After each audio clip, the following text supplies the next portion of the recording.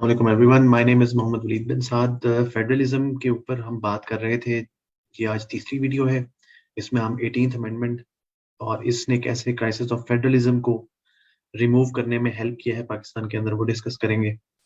तो मैं थोड़ा सा इसका पहले बता दूं कि हम जो पहले हमने थोड़ा सा किया था, जिसमें हमने पहली दो वीडियोस में फेडरलिज्म के आइडिया को देखा और ये देखा कि हिस्टोरिकली फेडरलिज्म का क्राइसिस कैसे पाकिस्तान में क्रिएट हुआ है। तो बात जो समझने की पहले थी वो ये थी कि एक पूरा जो है ना वैक्यूम क्रिएट हुआ हुआ था कि पाकिस्तान के अंदर डेमोक्रेटिक जो एक सिचुएशन थी कि डेमोक्रेसी राइज नहीं हो पाई ग्रास रूट लेवल पे। उसमें प्रोविंसेस के ग्रीवेंसेस थे, जो कि जिसकी वजह से जो पॉलिटिकल लीडरशिप्स थी वो आपस में लड़ती थी और different pillars of the state वो आपस में लड़े थे, लेजिस्लेटिव और एग्जेक्टिव पिलर। और मैंने आपको पूरी हिस्ट्री बताई जिसमें जुडिशरी का क्या रोल था और ब्यूरोक्रेसी का क्या रोल था इस पूरे सिचुएशन में। तो हमें जब हिस्ट्री हम पढ़ रहे हो तो हमें इन चीज़ों पे सोचना ज़रूरी है। तो पाकिस्तान अफेयर्स की हिस्ट्री एक आप पढ़ेंगे, वो वाली जो 1857 से लेकर 1947 पे है, उसमें पॉलिटिकल डेवलपमेंट्स और पाकिस्तान मूवमेंट के ऊपर जितनी बात हुई वो मैंने आपको थोड़ा बताया था कि इस तरह हम पढ़ेंगे।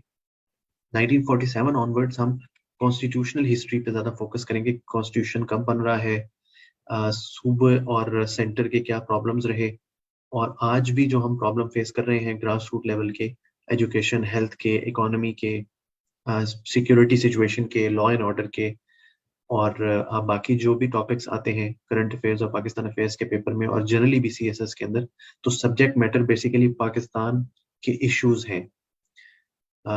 उससे रिलेटेड आपसे सारा पूछा जाएगा। तो इसलिए मैं कह रहा हूँ कि अगर आपकी ये बेस आपकी बन गई तो इंशाल्लाह आप बाकी चीजों को बहुत अच्छी तरह ग्रैस्प कर सकेंगे।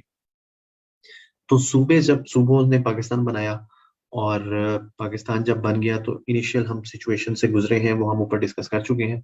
अब हुआ ये कि 1990s के जो दौर था जिसमें पीएमएलएन और पीपीपी की बारियां लगी, जिसमें 1999 में फिर मुशर्रफ साहब जो हैं उन्होंने कू कर लिया और वो आ गए।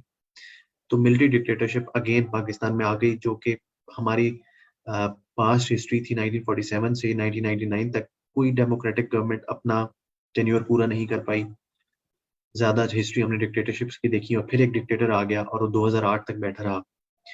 तो एक पॉलिटिकल जो पार्टीज थी, जो आपकी पॉलिटिकल लीडरशिप्स थी, उनको ये ख्याल, उनके जहन में ये बात थी कि 90s का जो दौर था वो हमने लेग पुलिंग में जो गुजारा है, उसकी वजह से डेमोक्रेसी राइज नहीं हो पाई पाकिस्तान में। तो ये चार्टर ऑफ डेमोक्रेसी साइन हुआ था एक between the leaders of the two major parties in Pakistan, PMLN and PPP. 2006 में ये बेनजीर भुट्टो साहिबा और नवाज शरीफ साहब के दरमियान जो है ये साइन हुआ।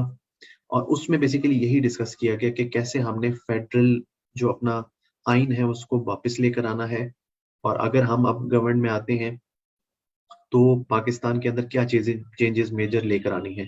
तो फेडरल स्ट्रक्चर पे बहुत ज्यादा डिस्कशन हुई इसके अंदर, और फिर एक कंसेंसस उन्होंने बिल्ड किया कि सेंटर प्रोविंस रिलेशन और प्रोविंसेस के आपस के रिलेशन को बेहतर करने के लिए जरूरी है कि हम पंजाब को किसी तरह उसका शेयर कम करें और सूबों के लिए सिक्योरिटीज प्रोवाइड करें, और अपने ये चीजें कहाँ रिफ्लेक्ट होनी चाहिए, आइन के अंदर। तो आइनी तरमीम हमें करनी पड़ेगी। वो जो तरमीम है, वो जो तमाम डिस्कशन है, वो एक तरमीम के अंदर डाल दी गई और उसको कहते हैं 18th अमेंडमेंट। तो हिस्टोरिकल, ये एक हिस्टोरिक डॉक्यूमेंट है जो कि पाकिस्तान की जो तकदीर है वो बदल सकता है अगर इस पे प्रॉपरली अमल किया जाए, और कंसेंसस डॉक्यूमेंट भी है। तो 1973 कॉन्स्टिट्यूशन के बाद अगर कोई कंसेंसस डॉक्यूमेंट आया है पाकिस्तान में तो वो 18th अमेंडमेंट है। तो तमाम ह्यूज एंड कलर्स जो कि रिप्रेजेंट होते हैं आपकी पार्लियामेंट के अंदर, उन सब लोगों ने इसको एंडोर्स किया, और ये इसकी स्ट्रेंथ बताता है। इसका मतलब यही है कि इसकी बहुत ज्यादा जरूरत थी और ये रियलाइजेशन थी, ये रियलाइज किया हुआ था तमाम जो पॉलिटिकल लीडरशिप है पाकिस्तान के अंदर कि ये चीज बहुत ज्यादा जरूरी है कि हम इसके ऊपर सोचें और इस तरमीम को करें। तो हम उसके सीलिंग फीचर्स थोड़े डिस्कस कर लेते हैं, ओवरऑल हम देखते हैं फिर उसके बाद कि कैसे इसने इम्प्रूवमेंट की है पाकिस्तान के अंदर। 18th अमेंडमेंट के फीचर्स कुछ ये है कि पहला तो उन्होंने ये किया कि हाई ट्रीजन की डेफिनेशन जो है आर्टिकल 6 के तहत उसको थोड़ा सा इम्प्रूव किया, और उसमें उन्होंने ये चीज डाली कि जो आइन को पहले सस्पेंशन का इस तरह जिक्र नहीं था, तो जो सस्पेंड करने वाला है और उसके साथ वाले जो उसको हेल्प करने वाले हैं, और किसी तरह भी से भी आइन को हटाने का अगर कोई सोचेगा भी सही, तो हम उसको हाई ट्रीजन उस पर लगाएंगे और उसकी डेथ पेनल्टी है। तो ये 2010 में हुआ। लेकिन इस पे एक जो गलत चीज सामने आई मेरे ख्याल में, जो मेरा पर्सपेक्टिव है, और कुछ लीगल जो आपके लॉयर्स हैं, कुछ जो आपके पॉलिटिशियंस हैं इवन के, वो भी यही समझते हैं कि ये रेट्रोस्पेक्टिवली कोई लॉ नहीं लागू किया जा सकता, तो ये मुशर्रफ साहब पे लागू नहीं होता। लेकिन जो है ये उन्होंने कर दी, और ये बहुत खुशाइन बात है कि अब अगर कोई भी आइन को किसी भी पहलू से हटाने की या उसको चेंज करने की कोशिश करेगा विदाउट प्रॉपर मैंडेट, तो उसको उसके ऊपर ये आर्टिकल लागू हो जाएगा पाकिस्तानी कानून के हिसाब से। उसमें फिर 3 फंडामेंटल राइट्स ऐड हुए 18th अमेंडमेंट में, जो बड़े इंपॉर्टेंट है। आर्टिकल 10A ने राइट टू फ्री ट्रायल जो है वो ऐड किया। पहले फ्री एंड फेयर ट्रायल का कोई जिक्र नहीं था इनमें। 10A आर्टिकल ऐड किया गया, फिर 19A ऐड किया गया, राइट टू इंफॉर्मेशन। ये बहुत इंपॉर्टेंट है कि कोई भी अगर सिटीजन है वो मेट्रो के बारे में पता करना चाहता है कि मेट्रो कैसे बनी, उसके पैसे कैसे खर्च हुए, तो इस 19A के तहत आप कोर्ट में जो है, या जो प्रॉपर उस पर काम कर रहा है इदारा, उसके अंदर इसके एप्लीकेशन जमा कराएंगे कि राइट टू इन्फॉर्मेशन के हिसाब से मुझे बताया जाए। तो गवर्नमेंट अगर वो इदारा प्रोवाइड नहीं कर रहा, तो फिर आप कोर्ट में जाएंगे और कोर्ट उनको फोर्स करेगी कि जी अब ये आइन में है, तो आइनी तकाजों को पूरा करने के लिए आपको ये डॉक्यूमेंट देना पड़ेगा। इसी तरह आर्टिकल 25A जो है, ये भी बहुत इंपॉर्टेंट चीज ऐड हुई कि पहले कंपल्सरी एजुकेशन का नहीं कहा गया था कि 5 से 16 साल तक जो है 16 साल तक के बच्चों को कंपल्सरी एजुकेशन देनी चाहिए। अब इसका क्या मतलब हुआ कि 5 से 15 साल तक की जो बेसिक एजुकेशन है, जो प्राइमरी एजुकेशन है, और इस दरमियान में जितनी भी एजुकेशन आती है, वो स्टेट ने हर सिटीजन के लिए फर्ज कर दी है कि स्टेट का फर्ज है अब कि वो इन 5 से 16 साल के बच्चों को एजुकेशन प्रोवाइड करे। That is again a very good development. फिर आर्टिकल 153 इसको स्ट्रेंथन किया गया। काउंसिल ऑफ कॉमन इंटरेस्ट, ठीक है, council of common interest is headed by prime minister, इसके चेयर होंगे। ये इसकी प्रॉपर स्ट्रक्चर एक बना दिया गया, उसके 4 चीफ मिनिस्टर उसमें बैठेंगे, ताकि, और इसको जबरदस्ती कर दिया गया ना कि आइन में जो चीज आ गई है वो आपके अब लागू होना लाजमी है। उसमें 3 फेडरल मिनिस्टर्स होंगे, यानी उसका एजेंडा जब सेट होगा तो प्राइम मिनिस्टर साहब कोई से 3 मिनिस्टर्स जो हैं वो अपने साथ रखेंगे ताकि वो उसमें बैठे। अमूमन इसमें एक्स ऑफिशियो मेंबर जो है वो फाइनेंस मिनिस्टर होते हैं। तो फेडरल मिनिस्टर 3, प्राइम मिनिस्टर साहब और 4 चीफ मिनिस्टर, ये हर 90 दिन बाद मिलेंगे। आफ्टर आफ्टर एवरी 90 डेज ये मिलेंगे और इस पे डिस्कशन करेंगे, जो इशू एट हैंड होगा, और उस पर कंसेंसस के लिहाज से कोशिश करेंगे कि हम डिस्कशन करके मामलात को हल करें। तो ये बहुत अच्छा है। इसने क्या, इससे होगा कि आपके जो छोटे सूबे हैं, आपके जो सिंध और केपी और बलूचिस्तान, जो कि पहले समझते थे कि हमारी बात सुनी नहीं जाती, इसके तहत अब आपकी मजबूरी बन गया है कि आप उनकी बात सुनेंगे। फिर ये कॉन्स्टिट्यूट कब होती है, जो ही गवर्नमेंट बनेगी उसके आफ्टर 30 डेज के बाद आपको ये बनानी है, और हर 90 डेज यानी 3 मंथ्स के बाद जो है वो मिलना लाजमी है। आर्टिकल 154 को फिर अमेंड किया गया। उसमें फंक्शंस ऑफ सीसीआई हैं कि किन किन चीज़ों पे डिबेट की जाएगी। उसमें रिसोर्सेज पे बेसिकली, जो आपके सूबे के अंदर रिसोर्सेज हैं उनको कैसे यूटिलाइज करना है। पावर जो है, मैंने एनर्जी बताया था, वो दोनों के पास है, वो फेडरेशन के पास भी है और प्रोविंसेस के पास भी है। 50 मेगावाट तक का प्रोजेक्ट जो है वो प्रोविंस खुद कर सकता है। तो इस पे जब बातचीत करनी है, डैम आपने बनाना है, तो उस पे ये फोरम है। वाटर की नेशनल, ये सीसीआई का एक बहुत बड़ी अचीवमेंट जो है वो नेशनल वाटर पॉलिसी 2018 है, जो शायद खकान अब्बासी साहब के दौर में बनी। पाकिस्तान में इससे पहले कोई वाटर पे डिस्कशन इतनी अच्छी नहीं हुई थी। तो ये एक खुश आइन बात है कि आपकी पहली नेशनल वाटर पॉलिसी बनी 2018 की, वो कंसेंसस बेस्ड बनी between the centre and the provinces, और वो सीसीआई के फॉरम से बनी। तो ये 18th अमेंडमेंट की एक बहुत अच्छी जो है ना इसका इम्पैक्ट है। फिर abolition of concurrent list, concurrent list पे बहुत सारे प्रोविंसेस तंग थे, तो सेंट्रल प्रोविंस रिलेशन में जो एक बहुत बड़ा जो हर्डल था, that was the concurrent list. Concurrent list को उड़ा दिया गया और वो जो तमाम सब्जेक्ट्स थे वो नीचे डिवॉल्व कर दिए गए प्रोविंसेस को। अब प्रोविंशियल लिस्ट वो जो है ऑटोमेटिकली बन गई है। फिर आर्टिकल 160 में नेशनल एनएफसी अवार्ड जो है, नेशनल फाइनेंस कमीशन का जो अवार्ड आता है उसके बारे में बताया गया। उसमें आर्टिकल 3 जो उसका एक 3A ऐड हुआ, उसमें क्या है कि share of provinces shall not be less than the share given to the provinces in the previous award। यानी 5 साल बाद जब ये मिलेंगे तो 5वें साल के अगला जो अवार्ड आएगा वो पिछले अवार्ड से ज्यादा ही होगा प्रोविंसेस के लिए। अच्छा, जो 2010 का जो आया था 7th एनएफसी अवार्ड, वो आगे मैं आपको उसका बताता भी हूँ। इसने एक बहुत मेजर चेंज की थी और इन्होंने इस आइन के जो आर्टिकल है इसके तहत जो सब क्लॉज जो इन्होंने डाली है, उसमें अब हर दफा ये स्टेट की आईनी मजबूरी बन गई है कि उसने प्रोविंसेस का शेयर पिछली दफा से ज्यादा रखना है।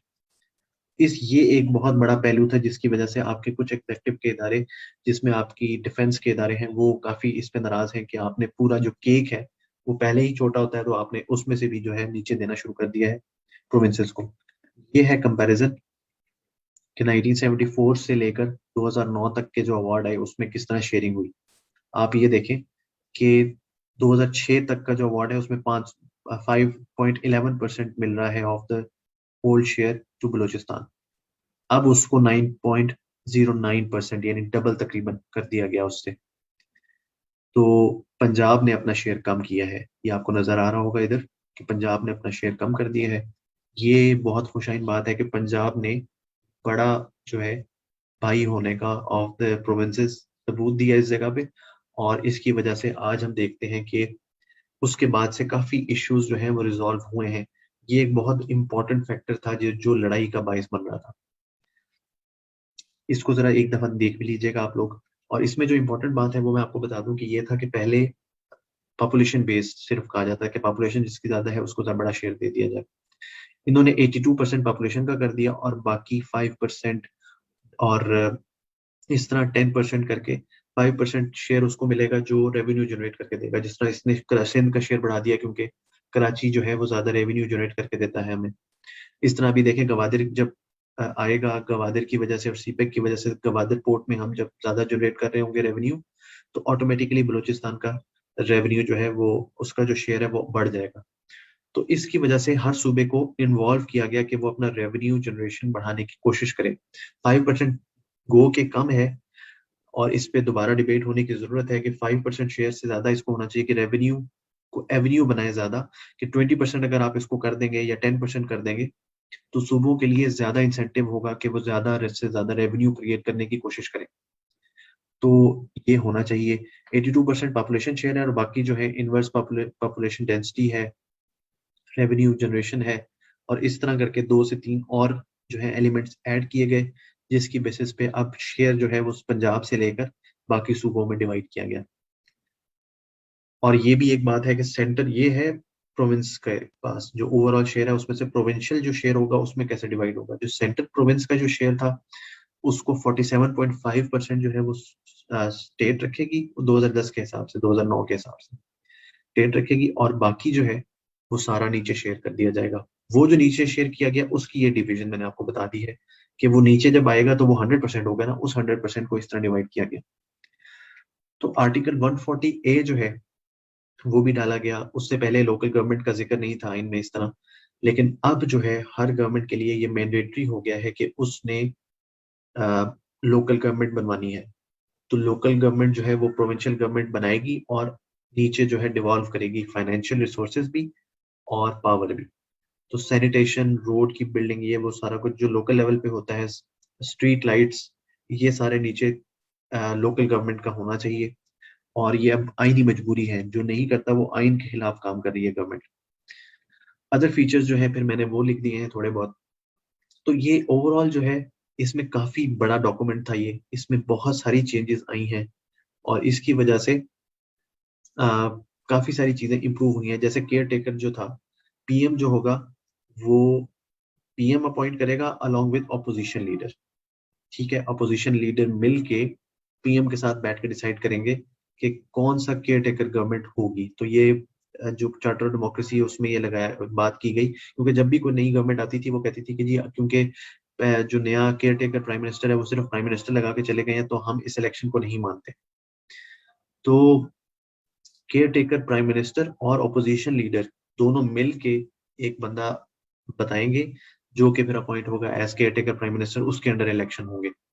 तो इसकी वजह से दोनों साइडों को, जो दो मेजर पार्टीज हैं, उनको कोई मसला नहीं होगा अपने इलेक्शन से, और इस तरह एक तसलसल जो है ना वो बरकरार रखने के लिए इजी हो जाएगा। इलेक्शन कमीशन को स्ट्रॉन्ग किया गया, इसमें जुडिशरी को जो है उसकी अपॉइंटमेंट को बेहतर किया गया, और इमरजेंसी जो है जब आप लगाएंगे उसका एक बहुत इंपॉर्टेंट बात ये ऐड की गई कि कंसल्टेशन ऑफ प्रोविंशियल असेंबली से पूछा जाएगा। पहले जो गवर्नर राज लगाया जाता था वो सेंटर बैठ के डिसाइड कर लेता था, अब ये मैंडेटरी कर दिया गया है कि गवर्नर राज अगर लगाया जाएगा तो प्रोविंशियल असेंबली उसको इंडोर्स करेगी तो लगाया जाएगा, उसके बगैर आप गवर्नर राज नहीं लगा सकते। तो सेंटर जो है उसकी पावर को इस तरह फेडरेशन के जो डिक्टेटोरियल जो पावर्स थी उनको थोड़ा सा कम कर दिया गया। सेंटर प्रोविंस रिलेशनशिप ओवरऑल कैसे इंप्रूव होगा 18th अमेंडमेंट से, इसने पैराडाइम शिफ्ट है एक, उसने डिसेंट्रलाइज कर दिया है काफी सारी चीजों को। फॉर एग्जांपल इसमें कुछ चीजें जो और थी वो ये थी कि सेनेट जिस तरह है, सेनेट में 104 मेंबर कर दिए गए, और जो है ये जो सेनेट को स्ट्रेंथन किया गया है उसके मेंबर्स बढ़ा के, क्योंकि उसमें चार जो है माइनॉरिटीज को भी डाला गया। अब स्ट्रेंथनिंग द पार्लियामेंट को हम कैसे देखते हैं, कौन कौन सी चीजें हैं जिसने 18th अमेंडमेंट से लेके हमें स्ट्रेंथन किया है पार्लियामेंट को। Parliament made more reflective of the federal nature of Pakistani state, किस तरह इस सेनेट की मेंबरशिप को बढ़ाया गया, ठीक है। और सेनेट क्यों इंपॉर्टेंट है देखें, जो नेशनल असेंबली है ना उसमें पॉपुलेशन के हिसाब से बनती है, मेंबर्स जो ज्यादा होंगे वो होंगे पॉपुलेशन के हिसाब से। तो जो 2/3 मेजोरिटी है वो अमूमन जो मेजर पार्टी पंजाब में जीत रही है वही ले जाते हैं 2/3 मेजोरिटी, अगर वो अक्सरियत ले रहे हो पंजाब में तो 2/3 मेजोरिटी तो यही हो जाती है। तो अगर कोई आईनी तरमीम है और अगर वो नीचे से पास हो रही है तो वो ऊपर जाके उसको तो कोई चेक नहीं होगा अगर सेनेट नहीं हो। तो इसकी एग्जांपल मैं आपको देता हूँ कि 15th अमेंडमेंट की गई जिसमें नवाज शरीफ साहब ने कहा कि मैं अमीरुल मोमिनीन हूँ, ठीक है, अमीरुल मोमिनीन इन्होंने अपने आप को डिक्लेयर किया, और पंजाब से ये पास हो गई। जब सेनेट में गई तो सेनेट में इसको सूबों ने रोक लिया, क्योंकि वहां पे इक्वल रिप्रेजेंटेशन है, पंजाब की 25 सीटें हैं तो केपी की भी 25 हैं और उनकी भी 25 है। तो यहाँ पे जो 67 या 68% पंजाब की पॉपुलेशन जो स्ट्रेंथ थी वो ऊपर जाके 25% हो जाती है, जिसकी वजह से जो टेरिनी ऑफ मेजोरिटी है, कि मेजोरिटी है ना पंजाब में, टेरिनी ऑफ मेजोरिटी के ऊपर बहुत बड़ा चेक है सेनेट। तो सेनेट जो है एक फेडरल नेचर को बरकरार रखने के लिए बहुत इंपॉर्टेंट चीज है। फिर एडमिनिस्ट्रेटिव जो रिलेशंस हैं between the centre and provinces has been readjusted, कि आर्टिकल 144 जो है empowered the parliament to legislate for one or more provinces by consent on matters not mentioned in federal list, कि अब ये बातें करती गई हैं कि अब प्रोविंसेस जो है उनसे पूछना पड़ेगा, ठीक है। Now provincial assemblies has the right to amend or repeal such legislation of the parliament. Provincial assemblies को भी राइट दिया गया है कि वो कोई चीज इस तरह की है जो उनसे कंसेंट से नहीं हुई तो उस पर वो अपनी बात पहुंचा सकते हैं फेडरेशन को, और अपनी चीज को उसको रिपील करने का कह सकते हैं कि जी ये हमें नहीं मंजूर। तो इस तरह करके एक फेडरेशन की जो वो था कि फेडरेशन ने हर चीज अपने पास सेंट्रलाइज की हुई है वो टूट रही है आहिस्ता आहिस्ता। और changes in distribution of legislative powers जो है उसको भी वो कर दिया गया, जिस तरह मैंने आपको बताया कि काउंसिल ऑफ कॉमन इंटरेस्ट को स्ट्रेंथन किया गया है, और 34 डिफरेंट सब्जेक्ट्स जो हैं वो प्रोविंसेस को दिए गए हैं, स्पेशली जिसमें क्या है हेल्थ और एजुकेशन। तो मैंने कहा था जिनके पास सब्जेक्ट ज्यादा होंगे उनको पैसे भी ज्यादा देने पड़ेंगे, यही एक बेस बनी जिसकी वजह से आपको फिर एनएफसी अवार्ड में नजर आता है कि हमने ज्यादा डिवॉल्व करना पड़ा है हमें। तो आई होप कि आप लोगों को ये चीजें क्लियर हो गई होंगी। अगर कोई चीज सवाल हो या कोई चीज मिस हो गई हो मेरे से, तो we are all human beings, we can all make mistakes और मिस समथिंग। जो भी चीज है वो आप नीचे कमेंट कर दें। किसी का कोई सवाल हो तो वो पूछ सकता है। इंशाल्लाह आप लोगों से फिर मुलाकात होती है। ओके जी, अल्लाह हाफिज।